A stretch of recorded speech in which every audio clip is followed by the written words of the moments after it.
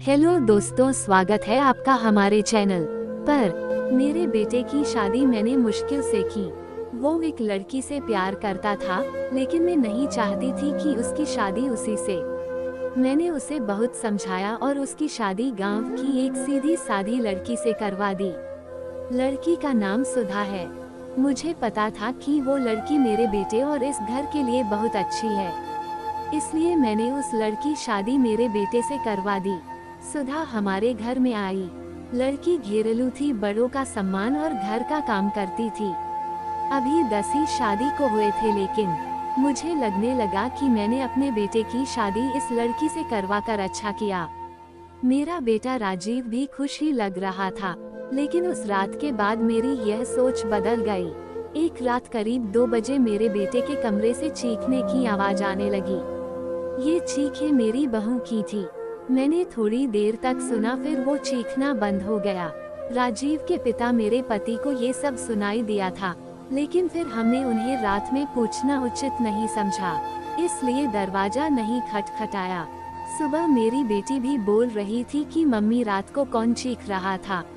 मैंने उसकी बात काट दी, कहा कि कोई नहीं, शायद कोई बाहर से चीख रहा था।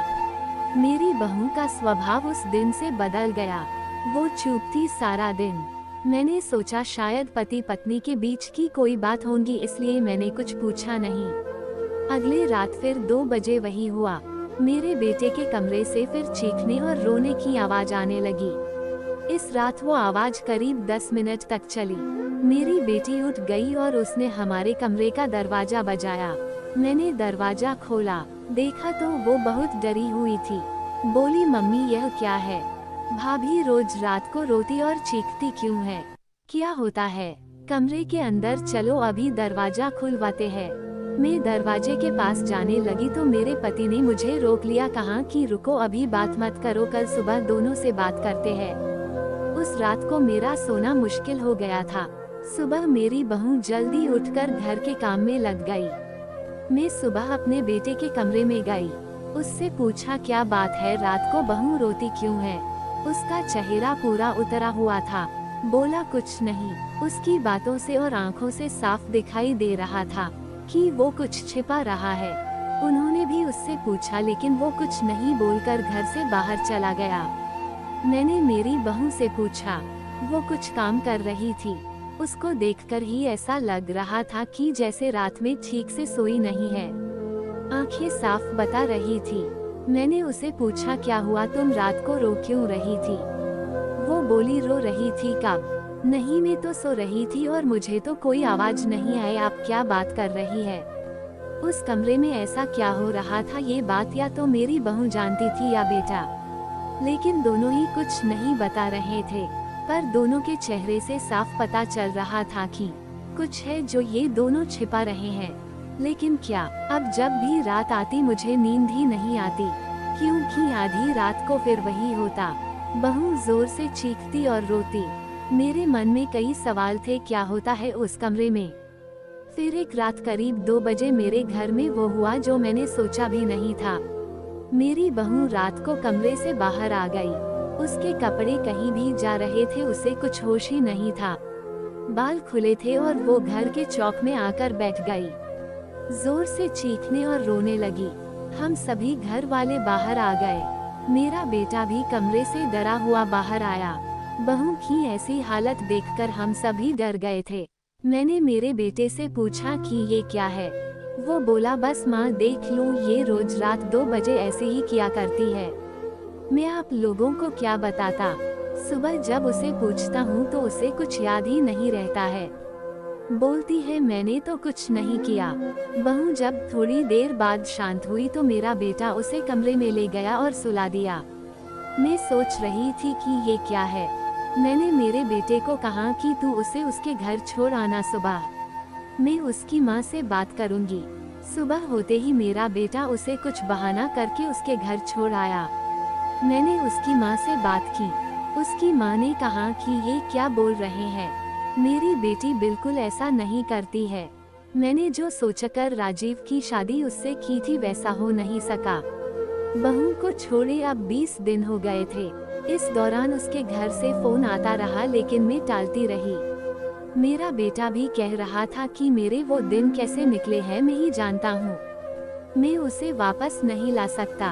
कहीं उसने मेरी जान ले ली तो क्या करोगी? मैंने उस पर फिर ज्यादा दबाव नहीं डाला, पर मैं अपने आप को कोस रही थी कि मैंने अपने बेटे की शादी उस लड़की से क्यों करवा दी। अब मेरे घर में कोई नहीं चाहता था कि वो वापस आए। इन्हीं सब बातों में 3 महीने निकल गए। फिर एक दिन अचानक ही मेरी बहू अपने सामान के साथ वापस मेरे घर आ गई। वो आते ही मुझसे कहती है, मां जी मैं जानती हूँ कि आप मेरे बारे में क्या सोच रही है, लेकिन सच क्या है यह आपको पता नहीं। उसकी बातों से मुझे लगा कि कुछ है जो वो बताना चाहती है। मेरा बेटा घर आया और उसे देखकर गुस्सा हो गया। कहा ये यहाँ वापस आ गई, मैं अब यहाँ इस घर में नहीं रह सकता, मैं जा रहा हूँ। मेरी बहू ने उसी समय कहा क्यों, सच सामने आ जाएगा इसलिए डर रहे हैं।